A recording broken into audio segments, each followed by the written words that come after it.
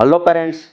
आज अपने बच्चों की स्टूडेंट की सबसे बड़ी समस्या है कमज़ोर याददाश्त, लो कॉन्फिडेंस और एग्ज़ाम फियर एंड एंजाइटी। और दुखद बात तो ये है कि एग्ज़ाम हॉल में जाते ही सब कुछ भूल जाते हैं, लेकिन इसमें बच्चे की गलती नहीं है।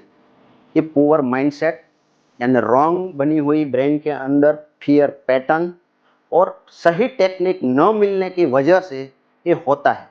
मैं दिलीप परड़िया एनएलपी लाइफ कोच 15 साल के अनुभव के साथ हजारों बच्चों का कॉन्फिडेंस बढ़ाया है और मेमोरी पावर बढ़ाया है। उसके साथ एक सही माइंडसेट और सही टेक्निक देने के लिए 5 दिसंबर को इवनिंग संजीव कुमार ऑडिटोरियम में आ रहा हूँ आपको मिलने के लिए। तो हम सब मिलेंगे और एक नया माइंडसेट करेंगे। इसके साथ मेमोरी पावर कैसे बढ़ा सकते हैं वो भी देखेंगे और आपके बच्चे को 15 से 20% हम कैसे नेक्स्ट लेवल पे लेके जा सकते हैं उसकी बात करेंगे। तो see you 5 December evening. Thank you.